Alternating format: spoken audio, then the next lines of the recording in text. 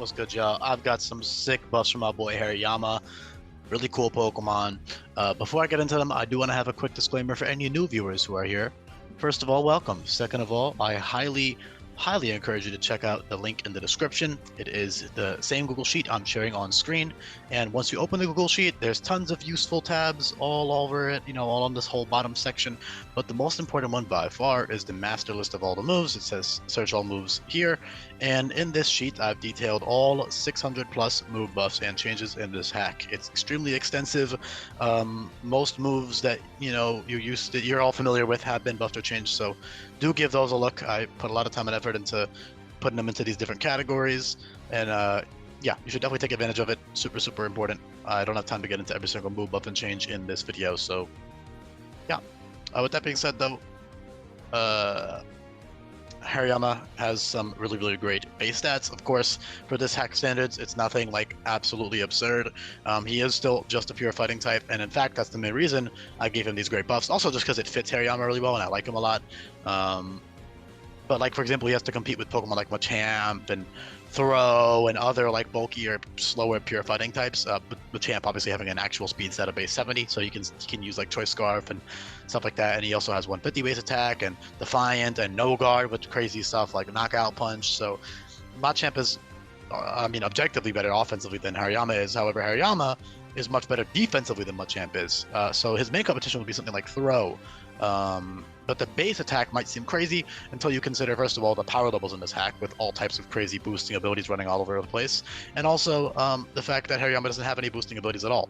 But let me go to Throw. So Throw is significantly less bulky. Maybe not significantly, that might be a strong word, but he is a lot less bulky. However, he has incredible abilities in Stamina and Expertise. Stamina being defensive and Expertise being Parental Bond, which makes him significantly stronger base attack wise than Hariyama is. However, Hariyama has two really solid defensive abilities with his great base stats. So in the original rendition of Hariyama, I decreased his HP and his attack was base 155 and his defense was a little bit higher and his spit out was a bit lower. His stats were overall just a good amount different, which is the main reason I'm re-recording this video. That's the only real change here, actually. I mean, all the moves are the same. They're just different levels and stuff, which I'm doing for all the Pokemon now, just to even them all out. But the main difference here is just the base stats. He still has Resilient and Thick Fat. Thick Fat with the Infinite Usability Capsule is a great ability because for certain boss fights, when you need that Fire or Ice resist, you switch him in, and now you can go to town, especially now that Ice is a much better defensive typing. Being a fighting type that resists Ice is actually a good trait. So that's pretty cool. Thick Fat, very good ability for certain boss fights, just nice, for resisting moves and switching in. And then Resilient is even... well, not even better. I was gonna say it's even more applicable because you have more weaknesses than you do Fire and Ice. Like, how many weaknesses does Fighting have? It's Psychic, Fairy, and Flying, right? So you have 3 as opposed to just 2. So Thick Fat. However, the difference is Thick Fat halves the damage while Resilient only reduces it by 1/4. So that's still great, right? Because of your immense bulk. Flying. Basically, this is like. My point is, it's gonna be very hard to one-shot Hariyama, especially on the physical side, because 144 HP in conjunction with his incredible, his solid base defenses and his great attack set. Yeah, he's just really solid, especially with like Assault Vest and Drain Punch. I mean, my man is just living forever. It's really cool, and it fits in really well, obviously, as this giant sumo wrestler guy. Typically in this ROM hack, I base HP more on size, but I was giving, so I first had like 120-ish, and then I upped it up to like 130, and then I was like, you know what, like, what's the difference? Like, I don't see why he can't just be like the 6th highest HP in the game, right? On par with Pokemon like, I don't know, Snorlax and whatnot. It fits his vibe as like this giant, fat, sumo wrestler type dude. And yeah, I just think it fits him really well to keep the big HP. And it also, looks a lot nicer than, minus HP plus defense. It's cool just to have him have one of the biggest HP stats in the game now. Yeah, very powerful. Resilient with like weakness policy could be pretty great for certain boss fights too, with your priority moves in the form of Mach Punch, Bullet Punch, and Sucker Punch, and First Impression, the latter of which are, well, all of which are widely distributed in this hack. So those are super nice to have. I did give Liquidation, which I thought was funny because Hariyama normally learns moves like Surf and Brine and a couple other water type moves. So I figured Liquidation's kind of cute. It's like a similar vibe.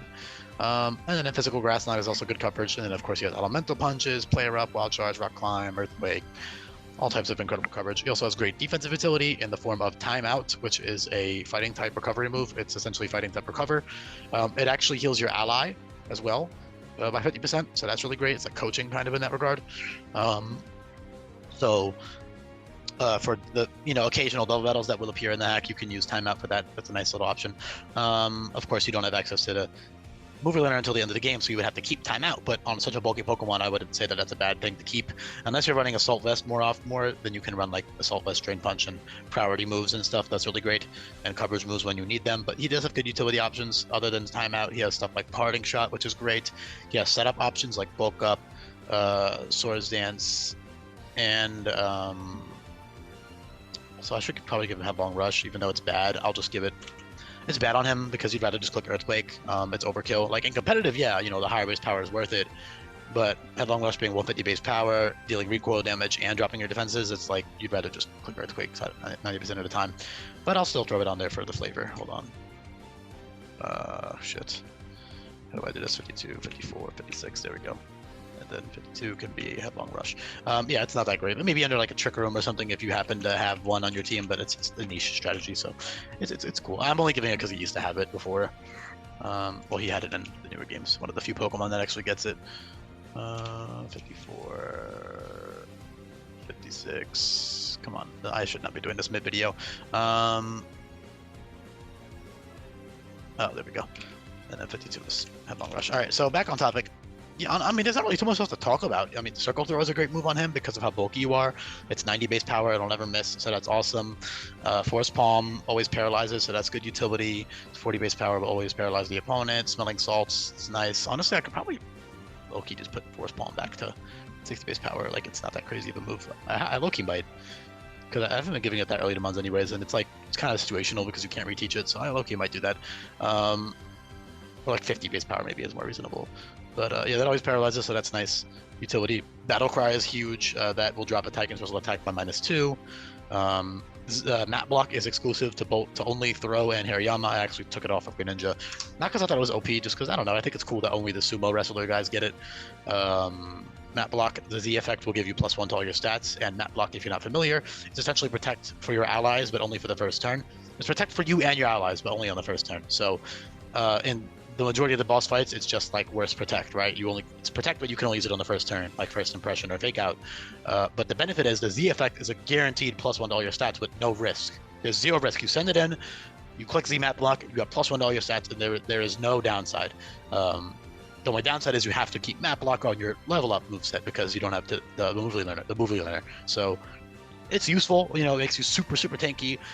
The speed boost is useless because you're super slow, so it's mostly just like better bulk up. It's like bulk up and meditate in one move, because bulk up and without risk, of course, because it's priority, and you get the boost before getting attacked. You actually don't get attacked at all that turn. Meanwhile, with bulk up or meditate giving +1 speed F, +1 attack, you have to probably get hit first before you can get that off. Not that it's bad, but in general, he's the GOAT. He's got all types of other really good options that I haven't covered, like Stockpile and Swallow, Buffed Swallow.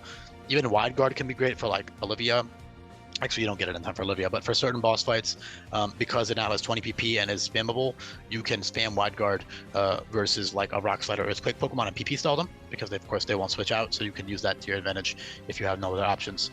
It's still gimmicky, but it's pretty cool. Priority Whirlwind, 3 PP, all types of fun little things. Storm Throw, very strong. Knockout Punch, Belly Drum at the end of the game is obviously incredible with your priority moves and your Great Bulk, but that's only for the end of the game. Skirmish is awesome. That drops attack and special attack by -1, so that's really useful for him, a bulkier Pokemon like this. As a whole, very simple bust, but very fitting. I like the abilities for him. They're just, it's more of just his raw base stats in conjunction with the abilities and the moves. And I appreciate you listening this far into the video. Let me know down in the comments what you think, and I'll be back for more coming up. Peace, y'all.